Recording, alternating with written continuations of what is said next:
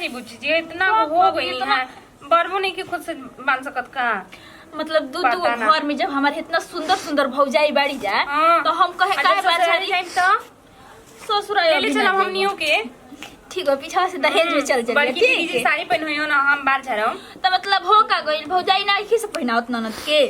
भगवान आ रे जान जी पगली भगवान ना हमरा भौजाई लेखा सबके भौजाई देश जान दड़ू काहे काहे कि आजकल के भौजाई आओ थोड़ी सा ना तो आते ननद से झगड़ा करे लगा थोड़ी सा लेकिन हमार भौजाई तो लाखों में एक उतरल बड़ी सा अरे सब जैसे नहीं सब जैसे ना होली हां हो गई होई ना भाभियो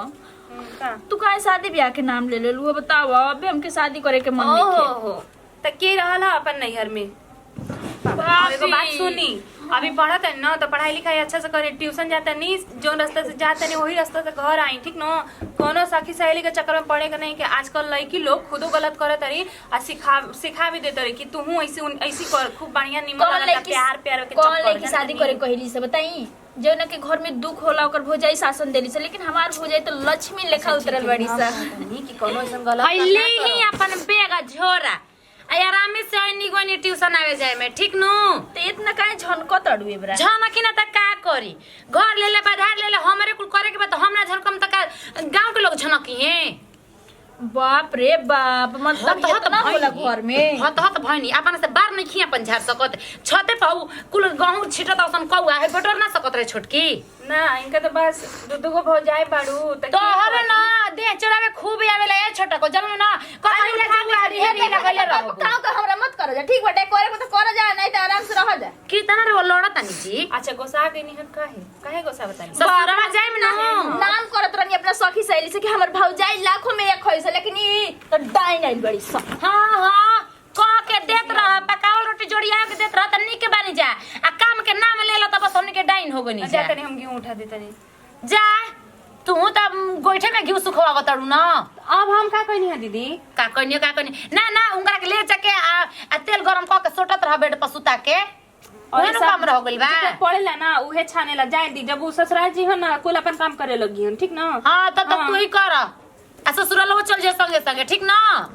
तू लोग एक एगो काम बतावे के पड़ेला कि हई काम करो जा हई काम करो जा हाथ धो बतावे के पड़ी आ वो मम्मी जी बानी वहां के त खुद बंटवारा काम के कर देबे चाहिए कि हां रे बड़ की तू हई कर छोहरे छोट की तू हई कर ना उ होय अपने में मशहूल रहेले कि ज्यादा पतो होबै सन त करत ऐसा ना शुरू से आनी त आज तक ले हमरा के तन के आराम ना मिलल कि नहीं गोतनी के सुख का कहाला चलो गोबर पथा गल त ठीक हो गई रोज धर आ रोज ओकरा के पाथा एथु कर के तू करे जाइले आ मार काहे त गोबर महके लागत आटे ध दिखाला प आ ठीक ना बाटे ओइ लतारे पथा गई का होता हो लागत पूजा पढ़े चल गई का कन्या हां मां जी का करत रो कुछ ना अरे मैं बुचे चल गई पढ़े हां चल गई बना दे बुचे खाना हां उनको के दे देनी है टिफिन उफिन बना के कन्या की आज के मन दिन शनिचर है ना हां शनिचर है मां जी हां त ओ दिन के गोठलिया को घर में धले बनी आज लिट्टी चोखा बना दिया जा लिट्टी चोखा खाई जाला शनिचर के दिन ठीक तो अभी से तैयारी कर देता नहीं ढेर टाइम न लग जाता हां कहने के मान ल तहने लो भौजाई बाड़ू जाई एगो लार दुलार के ननद बिया मान ल कि ओकरा के सेवा सत्कार तो हम ना करबू जे त के करी हां हम त बहरिए करत रह जाता नहीं ठीक बा मां जी सेवा सत्कार करत बानी लेकिन उनको काम धंधा पे तनी अथी करी कि काम धंधा सीख ना बात ससुरारी में तो बाप भाई के गाड़ी में जाए तो हो भौजाई बन न तनी नाराज करेली सा हो ई तो कुल बात ठीक है कहता नहीं मां ज्यादा जे दूसरा के दाज ना मिलावल जाला के का करता के अपन ननद संगे कैसे रहताटे ठीक बा ना त खा ली दुकोर हां खाना कढ़ावत अरे मत पूछाई बाही चढ़ गेल बा हमरा के तेल लगा के मालिश कर दी अच्छा त पहले तेल में लेके आओ त बड़ की कहां बिया हो सूतल बाड़ी लाखों में एगो हईसा हमर पत्तो हो माई अरे बुचिया पढ़े गेल बिया हाँ पढ़े ना जाई पढ़ाई बढ़िया जो आजकल ओकर बहुत एथु चलत आटे जान जी हो ठीक से पढ़ती है ना हाँ पढ़ाई में ध्यान देले बिया तबे ना ज्यादा जा पढ़ती ज्यादा एगो बहिन बिया ई रहला कि दू चार गो रहली से त बात अलग रहे जाए दे माई अब बाबूजी बहरे बड़ा तभी अब जीमा घर पर हाँ जब मान ला कि भाई भौजाई तहने न बड़ा जा कोने के तनी चाहिए तो बाजारे तनी बैगन टमाटर ले ले तो टमाटर आ बैगन बा लेकिन जान जो कि चोखा खाती को होता नहीं सुन ना मुर्गा खाए के मन करता बनी शनिचर हरे बबुआ का ना खा लेबे के इहो दिनो न बड़ा बेकार बा। हाँ। चल ठीक बा बैगन ठीक और बाटे टमाटर ले ले आओ। गोलका लिया या कदे चोखा बनावे के बाटे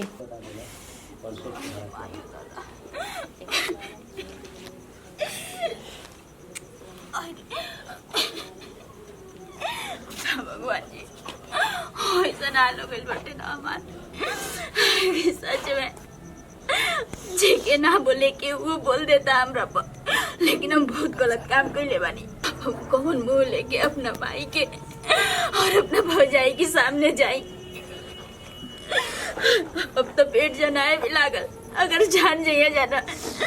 तो हमार जियल दुश्वार हो जाई हम बहुत गलत काम कइले बानी शायद ही हमरा के ना कइल जात रहे हे भगवान अब हम कौन जवाब दी कितना हमरा माई के हमरा पे घमंड रहे ना कि हमार बेटी पढ़ लिख के एक बड़ा आदमी बनी लेकिन सब कुछ हमार पानी फिर गई हम तो केनियो के ना बनी भगवान जी तुम ही हमरा के कोनो उपाय दो हमार भाई अगर मुची जान जी जाए- हाँ भाभी का करतन है जी बैठ के जी कुछ ना आय कुछ ना का भइल बेटे ए मार रो रो के आंख मुंह लाल कइले बन जी का भइल जी कुछ ना उतनी मनी अयो दादा लात मरले हनु रो का जानतनी हमरा नहीं मालूम भाभी आय का जानत नहीं कि इतना देर से हम पागल बन के माने हम सोचत रहनी बैठल रहनी घर में रोज जब कले पे उल्टी करत रहमी ना 6 महीना से पहले तब भी हमरा के जान गो नहीं कि रोवा कौन खेला खेलता नहीं भाभी हमरा के माफ कर दो लेकिन माई के मत बताइए भाभी माई के मत बोल आखिर तुम कौन प्यार दुलार में कमी कोई नहीं चाहो कौन कमी कोई नहीं जा आज माना तनी कि हम काड़वा तारा मुंह पर बोली ना चाहे तारा के डांटी ना बोली ना तो हरे कदी में बोलत रहनी भाभी ऐसा गलती कबो ना होई दोबारा अब का गलती करबो अब का दुहाली गलती कौन करबो उपाय करो ना भाभी अब का उपाय करी 8 महीना के 9 महीना के लड़का अब कौन हम उपाय करवाई हो आय अपना घर जाने अगर भैया जानी है ना तो गाला दाब के मुंगा दी है छोटका जना के जाना लो ना कि कितना खुश होगे मरने की जात भाभी तू हमरा के बचा लो हम तुम्हारे सामने हाथ जोड़त नहीं हम एक बार याद पर लगे तारा फिर ये बात खोल ले रहमी तो अगर तू हमारे पर चढ़ बैठ रहलू कि तू ही हमारे बारे में जानता तू ही समझता हमरा के आज कब भर के पड़त आज रोत कोना कोना बैठ के तो केकरा ले छुपाव चलो सोचले रानी कि ऐसे न बता जी हमरा के लइका हो कहां के लइका हटे हो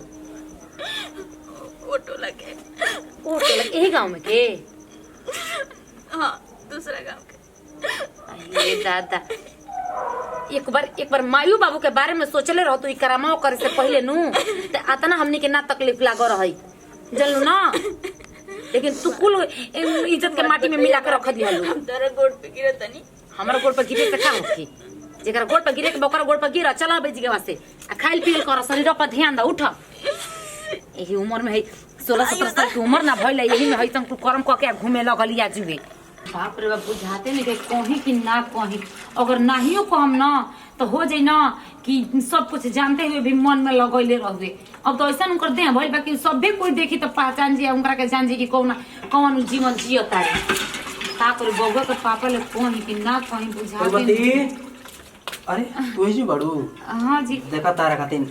झुमका चूड़ी सब अरे कुछ बात ले जी रौरा तो खाली यही कुल में मुठू रही ना काहे खिसिया तरू जोन मंगला रहू उहे न लेल बनी हो हैं खिसिया तनी ऐसा ना कि काम कहीं रौरा से कुछ कहलो नहीं खेजा तो अरे चुप होने के पागल रह बताओ जाता का बात बा बात बा ऐसा ना कि रोज सुनम त हमरा पर विश्वास ना करम ए से हमरा बतावे में डर लागत हुए ढेर डरा तरी तू हमारे से इतना डर लगता तोरा बता खोल के का बात है बोल ना वो डांटत के आए बानी तो बतिए तू घुमा फिरे के पता ना का कहू उ का कि रौरा रौरा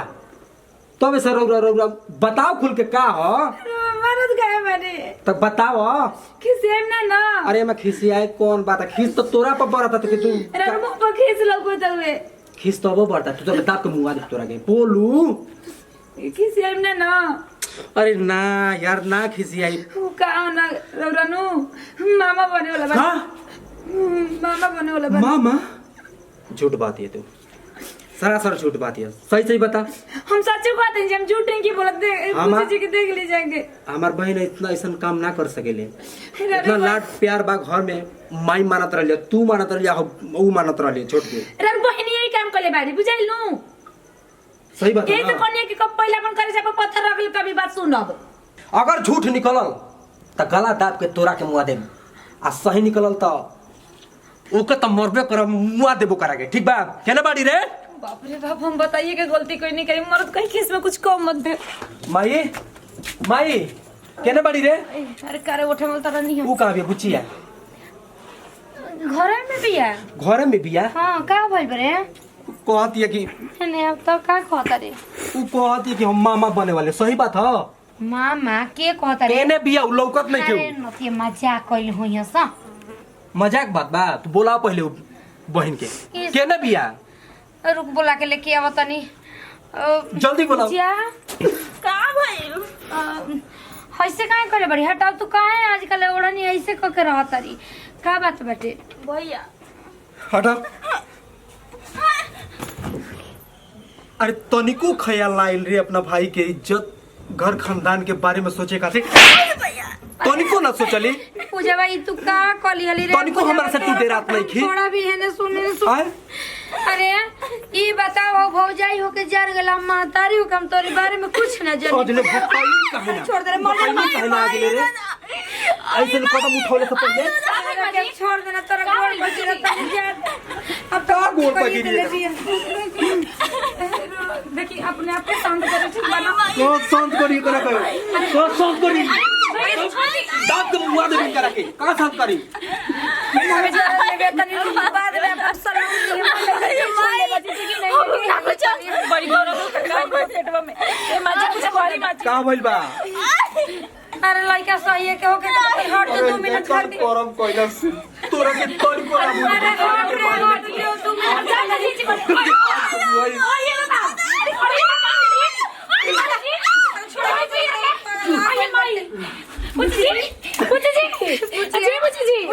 आए भगवान हमर लड़की हमरा के छोड़ के चल गई। अरे का करले वही ना करले, वो हम समझ रहे थे तोनी के काई को दिया लो सो। कुछ जी हम लड़की के जन्म चल गई। ये कोना दूध को शिव लेके मर गए लो भगवान जी। मुझे हॉस्पिटल लेके चली ना, हो सकता था मुझे ठीक हो जाए। लता से मार के जन्म मेरे बनिया के ले लिया। अरे जब जाना तेरा वाली तो तू हमारा से कॉले रहती, हमार लड़के के लिए हम लेके चल रहती तो के काहे ना नहीं कोई अगर अपना बदले रहती तो तो हमरे के मार देले रहत। लेकिन ई रवा चलते भाई पिता रवा भी भैया जी के बतैले रहती ना, आज बुची जी के जान दे गए। हमें करे भाई अब माई को ये बुचिया।